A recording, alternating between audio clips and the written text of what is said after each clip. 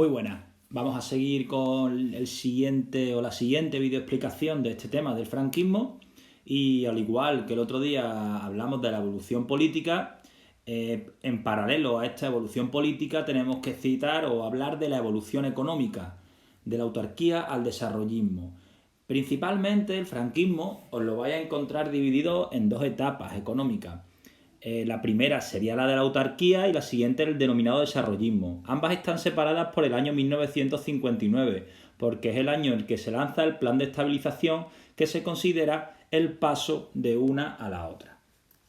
De esta forma, en la posguerra está caracterizada por la autarquía y luego el desarrollismo va a tener un gran impacto en la economía haciéndola crecer con unas consecuencias que veremos a continuación. Por lo tanto, la primera parte del desarrollo o la evolución económica en la dictadura de Franco se conoce como la autarquía y abarca de 1939 a 1959. Tras la guerra civil, con las consecuencias que vimos en el tema anterior, ha sido muy grave. La economía española desciende hasta niveles muy bajos. Hay un aislamiento internacional enorme que van a dificultar las relaciones comerciales con el exterior, porque no olvidemos que hasta mediados de los años 40 Franco puede tener el apoyo de Italia y Alemania, pero están inmersas en la Segunda Guerra Mundial. Una vez acaba la Segunda Guerra Mundial, el apoyo exterior se acaba. ¿Por qué? Porque Franco es aislado en el panorama internacional al ser señalado como uno de los últimos dictadores fascistas. Entonces, en este marco, impulsado o reflejado por la influencia de lo que hicieron los totalitarismos como Italia y Alemania para evitar el crash de 1929, se va a impulsar un tipo de sistema económico que se conoce como la autarquía, que sería un nacionalismo económico. ¿Cómo podríamos caracterizar la autarquía? Es una teoría económica en la que el país quiere ser o intenta ser autosuficiente, es decir, produce todo lo que necesita. ¿Cuál es el primer problema? Que con todos los destrozos que ha habido en la guerra civil, las cosechas, por ejemplo, no cubren las necesidades de la población. Por lo que las cosechas hay que racionarlas, hay que dividirlas. Se crea un organismo que es el Servicio Nacional del Trigo, que va a fijar el precio de los cereales, lo cual va a evitar que suban demasiado por la ley de la oferta y la demanda, pero también va a hacer que los productores agrícolas, sobre todo los que no tienen muchas propiedades, no vayan a obtener beneficios apenas. Va además a existir un racionamiento, se le va a decir a cada unidad familiar lo que puede consumir en un determinado tiempo. Esto va a generar hambrunas, hambre. Y encima va a surgir el extraperlo, el mercado negro, zonas o franjas al margen de la ley donde se pueden conseguir diferentes tipos de objetos, evidentemente siempre más caros, porque no pasan a la revisión, digamos, del marco legal que existía. Esta parte, ahora la veremos en imágenes, es lo que sugiere al día a día. Desde el régimen se van a intentar, en estos momentos, estos primeros años de la posguerra, impulsar algunas iniciativas, como por ejemplo el Instituto Nacional de Colonización, que crea algunos poblados de colonización mandando a familias cerca de los campos de cultivo e intenta impulsar el regadío para desarrollar la economía. Por ejemplo, aquí cerca de Sevilla, yendo hacia Alcalá del Río, hay el poblado de Esquivel, es un poblado de colonización del franquismo, que tiene su origen ahí. La actividad industrial se va a estancar, no va a adquirir el desarrollo que tiene durante la República hasta bastantes años después. En estos primeros años se crea el Instituto Nacional de Industria, INI, dirigido por Suances, que va a intentar impulsar sectores estratégicos o que el régimen consideraba estratégicos, como son el armamento, la industria naval, los vehículos o, por ejemplo, el tema de los fertilizantes para el campo, los fertilizantes agrícolas o químicos. ¿Qué elementos o qué características van a existir durante este periodo? Pues bueno, los salarios son bajos, las personas no tienen mucha capacidad de consumo, los precios están altos, por lo que no cabe, por ejemplo, cosas que hoy tenemos bastante extendidas como el ocio, y la producción de la industria y de la agricultura es baja. Por lo tanto, la primera consecuencia, hay una pérdida de poder adquisitivo por parte de gran parte de la población y hay mucha diferencia entre las personas que tienen riquezas y las que no. No existe una redistribución de la renta básicamente porque los impuestos no se redistribuyen. ¿De acuerdo? No existe una política fiscal redistributiva. Estas son las principales características de la autarquía. Ya os adelanto que este tipo de política fue un gran fracaso. De hecho, a la década de los 40, principalmente de la posguerra, se le conoce como los años del hambre. Aquí tenéis, por ejemplo, una imagen del Saucedo. En los años 50 veis cómo no existe una mecanización del campo, se ara directamente con animales, ¿no? Es que no hay una revolución agrícola que en otros países sí había ocurrido en el siglo XIX. Aquí tenéis, por ejemplo, una cola para el racionamiento y una cartilla de cupones propia de esta época, ¿no? Ahí está la gente esperando a coger el pan, es un despacho de pan y ahí podéis ver, por ejemplo, la propaganda franquista, ¿no? Viva España, viva el ejército. Y ahí dentro, pues en esa cartilla de racionamiento se pueden ver varios cupones en los que se van intercambiando esos cupones por alimentos básicos, ya sea harina, pan, otro tipo de alimentos, ¿vale? Y eso cada familia tenía una.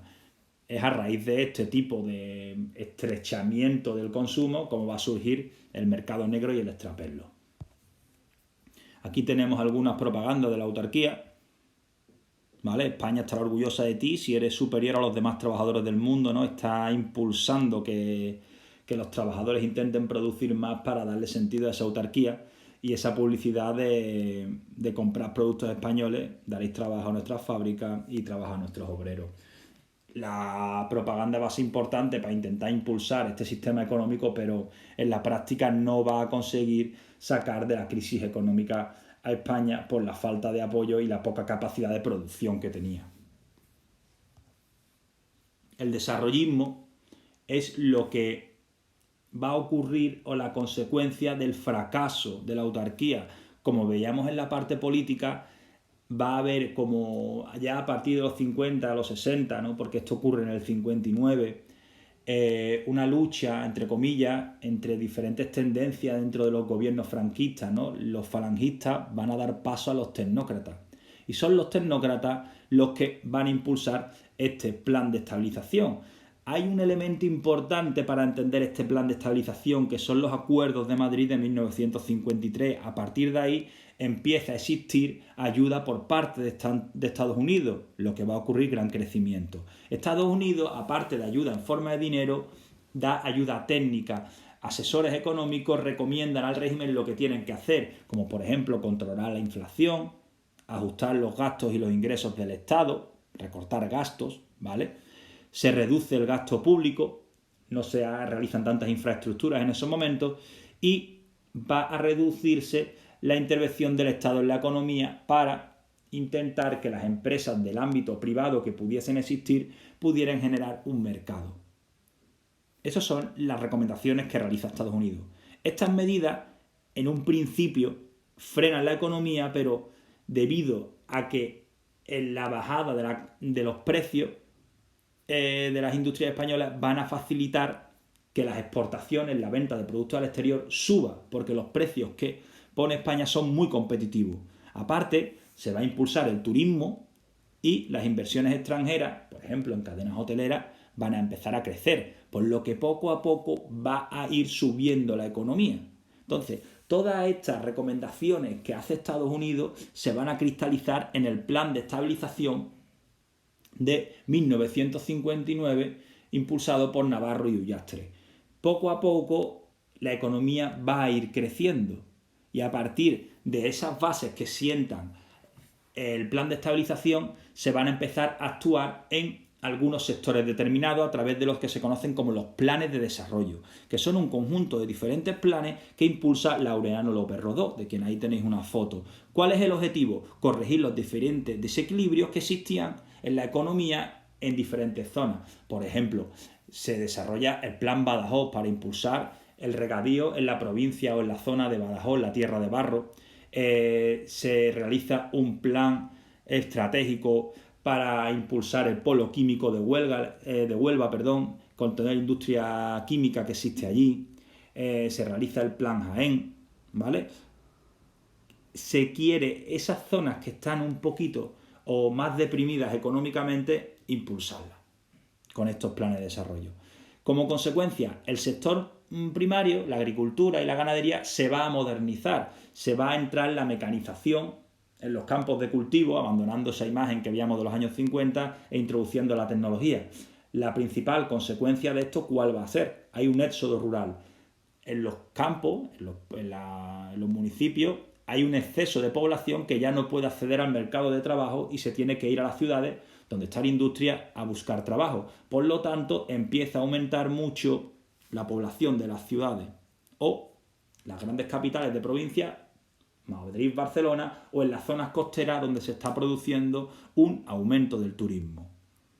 Por otra parte, como las personas empiezan a trabajar en la industria, poco a poco los salarios se van adecuando y hay una mayor capacidad de consumo, por lo que se va a aumentar la producción de bienes de consumo, como por ejemplo los coches.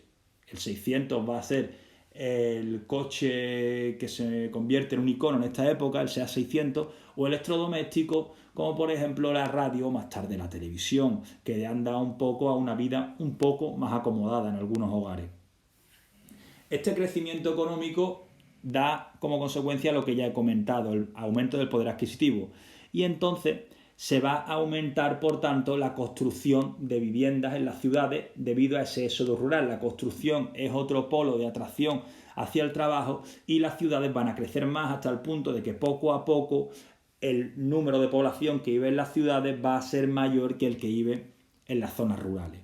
El turismo en las zonas costeras va a acabar por apuntalar este desarrollismo hasta convertir a España en un sitio con un país con un gran o un elevado crecimiento que, como comentamos en el vídeo anterior, era muy desordenado porque no afectaba por igual a las diferentes zonas. Por ejemplo, en las zonas turísticas va a haber un repunte muy grande y en las industriales y en zonas rurales no. ¿Cuáles son las pegas de esta política económica del desarrollismo? Para empezar, porque depende mucho de la coyuntura exterior, porque gran parte de los ingresos que llegan a España son por las exportaciones, por las ventas al exterior, por lo que cualquier crisis internacional le va a afectar mucho. Esto se ve reflejado en la crisis del petróleo mundial del año 1973, por lo que cualquier turbulencia internacional va a afectar mucho. ¿Qué más va a ocurrir? Pues que se van a crear regiones bastante ricas y regiones no tan ricas. Hay un desequilibrio muy grande entre diferentes zonas de España y a esto le debemos sumar que el desarrollismo no sabe aguantar el contexto social muy inestable del final de la crisis del 73 y la incertidumbre que ocurre con el debilitamiento de la salud de Franco y su posterior muerte, que van a combinar lo que son los efectos de la crisis internacional con una crisis interna o nacional. ¿De acuerdo? Vamos a ver algunos gráficos que ilustran esta segunda época. Por ejemplo, este es el crecimiento del Producto Interior Bruto de España entre 1850 y 2015. Fijaos, como por ejemplo, la curva, ahora últimamente que estamos viendo muchas gráficas, ¿no? Por otras razones, empieza a crecer en 1959, los 60, y cómo se va a disparar mucho, ¿vale? A partir de mediados de los 60. Aquí esta curva debería reflejar una pequeña bajada a partir de mediados de los 70, pero no la refleja. Pero nos interesa sobre todo el fragmento que va desde finales de los 50 hasta poco principios de los 70, cómo esa curva se vuelve más pronunciada poco a poco debido al desarrollismo, las medidas impulsadas por el plan de estabilización y algunos planes de desarrollo. En esta gráfica de aquí, un poco más liosa, se puede ver cómo la tendencia productiva de España cambia. Por ejemplo, la línea verde representa el sector primario, agricultura y ganadería, mientras que la que tiene un color así más parecido al violeta, al lila, representa la industria, y el sector servicio representado por la línea roja o el color un poco así más anaranjado. Vemos cómo el sector primario empieza a bajar a principios del siglo XX, tiene un repunte en el periodo de la autarquía para impulsar las cosechas, pero muy rápidamente, cuando empieza el plan de estabilización, baja en picado, mientras que la industria va a ir subiendo con la depresión que hay con la autarquía, porque se destruye, pero con el plan de estabilización comienza a subir y va a cambiar la tendencia. Toda vez que eso pasa, vemos como el sector terciario se empieza a desarrollar bastante. Esta línea no debería ser tan, digamos, tan homogénea, porque debería subir un poquito más desde los 50 a los 60 porque se empieza a desarrollar el turismo.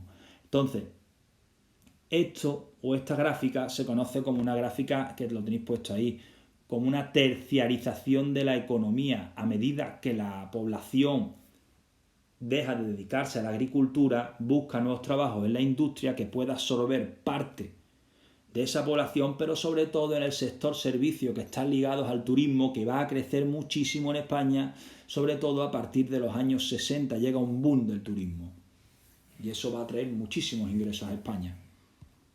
Otro elemento relacionado con el desarrollo económico es la construcción y el desarrollo del turismo. Esto, por ejemplo, que veis, me parece que es una foto de la costa valenciana, no sé si es Benidorm, en los años 60, que se va a transformar todo ese auge en un urbanismo bastante agresivo, ¿no? Sitios o lugares que eran playas o costas donde apenas había algunas casas y pescadores se convierten en zonas hoteleras muy desarrolladas en torno a la construcción, ¿no? Con ese aterrizaje de las cadenas hoteleras.